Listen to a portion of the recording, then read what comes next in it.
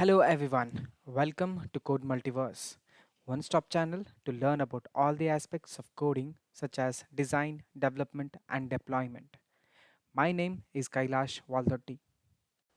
All right, so welcome to seventh day of JS training, and today we will be learning about the concepts shown on the screen.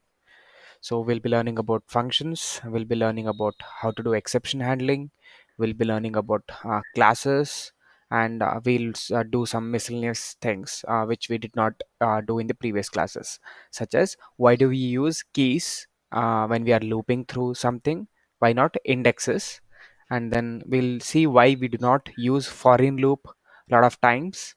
Okay, and then we'll also compare how array reduce works with respect to array reduce right. Okay, so going ahead, so I'm just removing this first thing. Yesterday I sent a question and you understood what is why it's so.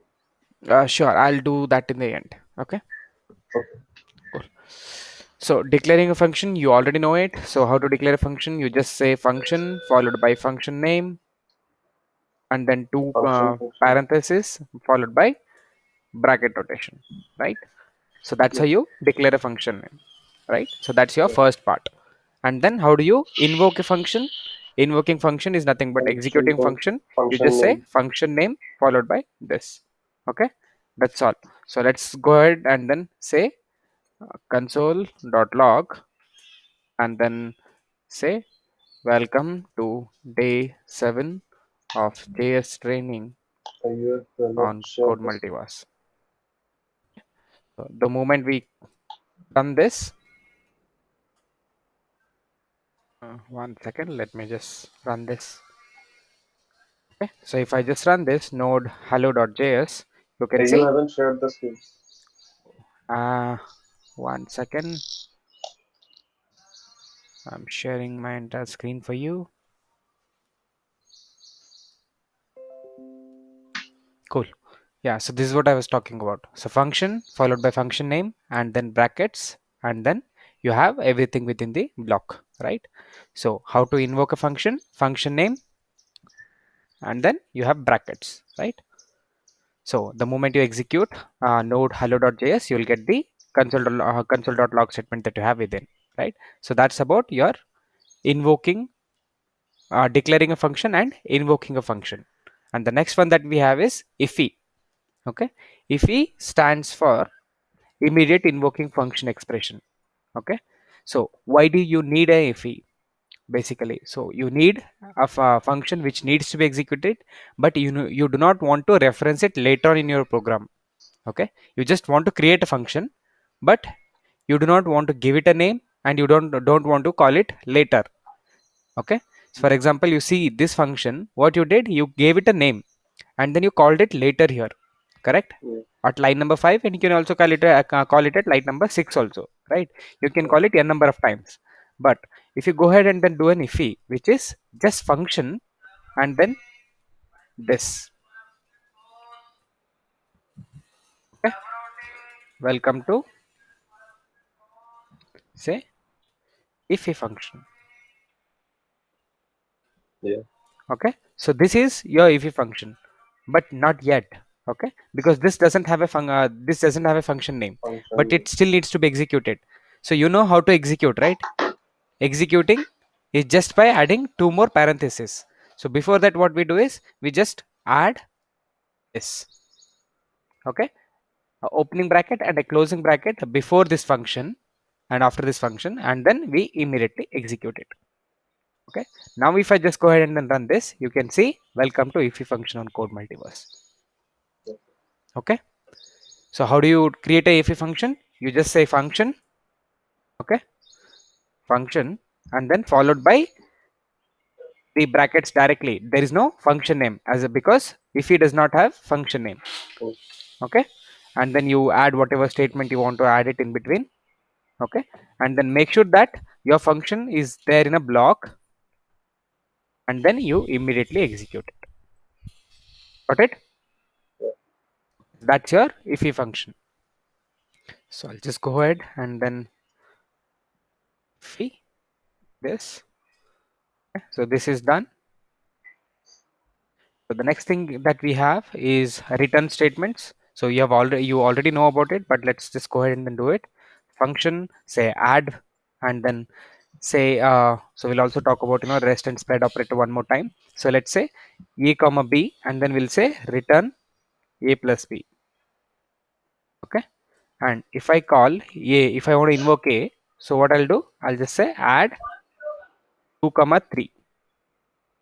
Correct. So you are Yeah. passing parameters to that, and then you want to return the sum of that. Instead of doing console.log, you want to return that, because c equal to 2 comma 3. So now I want to print what is the c value. Mm. Okay, c value, c is equal to then dollar $c, right? Or you can have d equals to, or cd equals to 20 comma 30. Yes. Correct. Yeah. So what are we doing? We are just adding a return statement, and then so that we can assign it to any other variable, or you can directly execute that. For example, you can simply say console.log, and then you can directly call this add 20 comma 30. Okay. So return statements make sure that function returns something instead of executing console.log statements then and there. Okay. Okay. Now, so the next thing that we have is how do we do rest and spread operator. So yesterday we did learn about this particular example, right, where we had array equals to 1 2 3 4 5. Mm. Correct.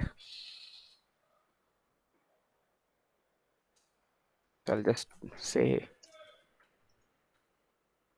return statements here so that you are aware what we did there, and then I'll just uncomment this, add this comment so that they are there in a block.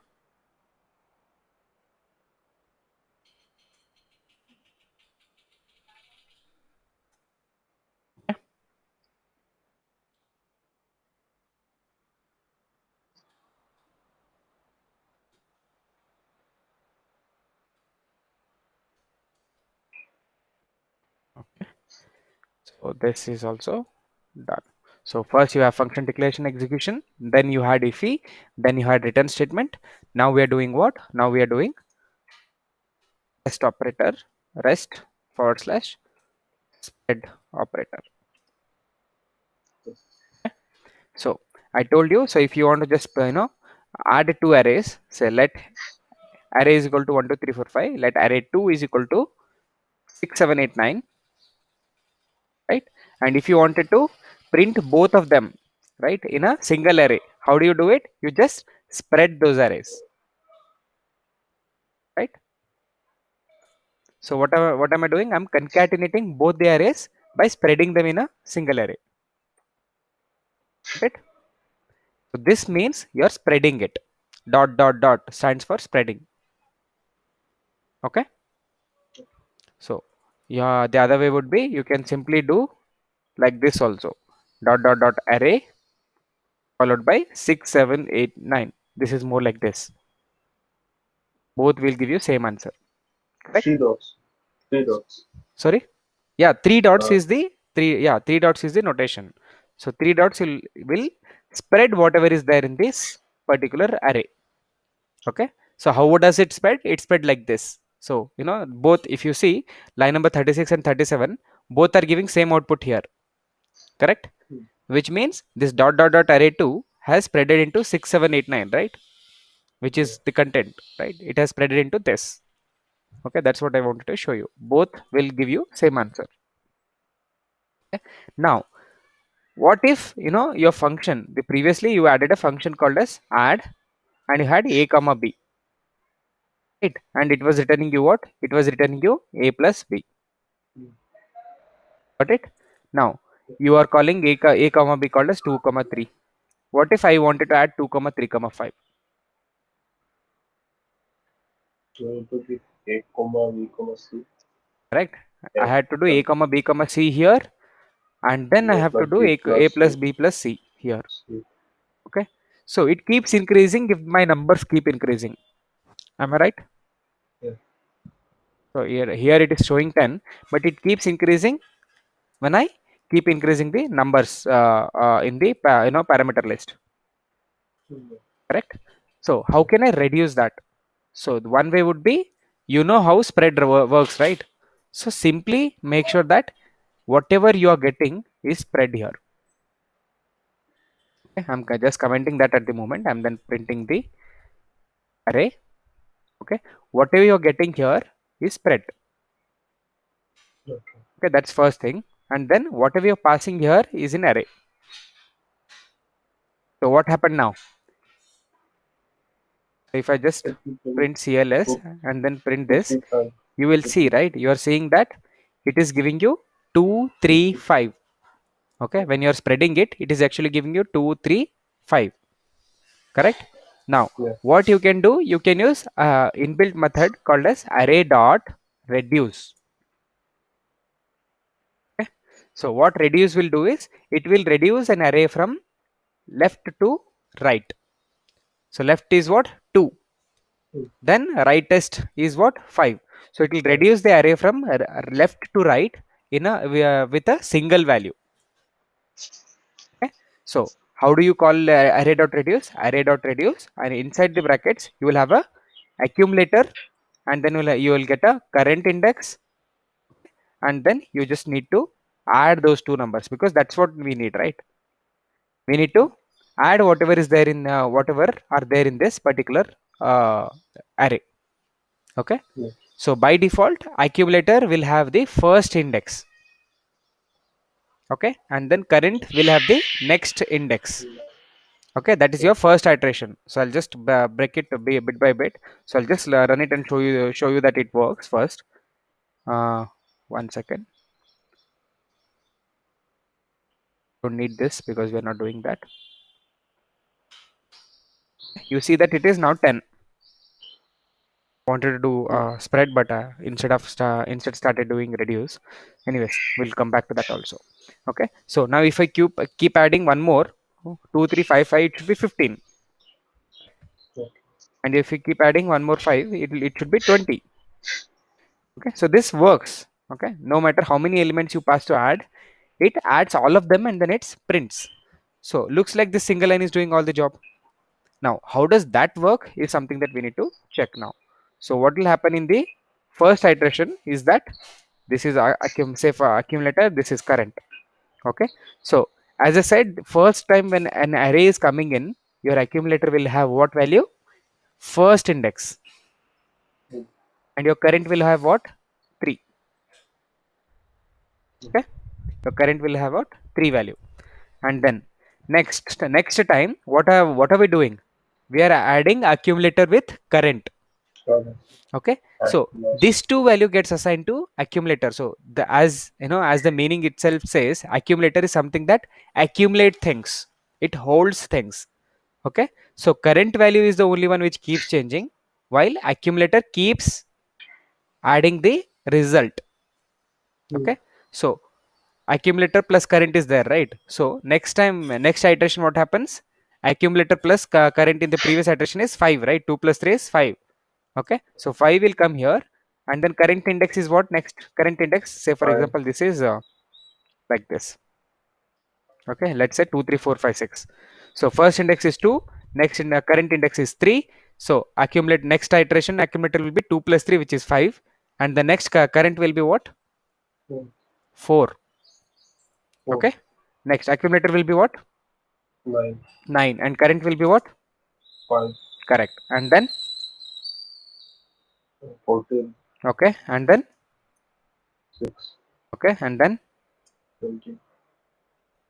then there's It's nothing, done. right? There's Yeah. nothing here.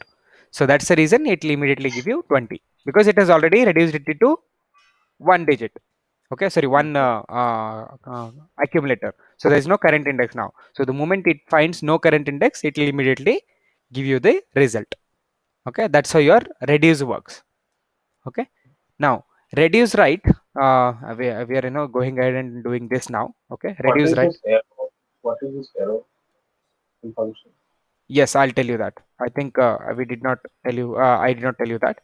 So it's a shorthand for your function expression. Okay. So your array dot reduce could be written like this also. It could be written like function and then accumulator comma current. Okay, and then it'll have what accumulator plus current. Sorry, not there.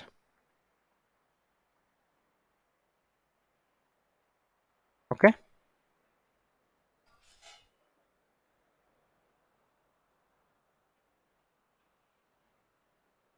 one sec.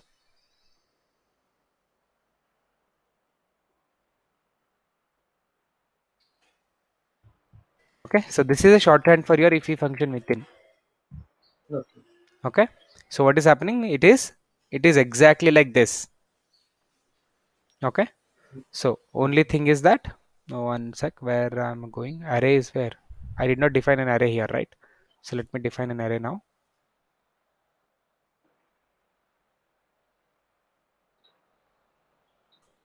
Okay, array dot reduce, not a number.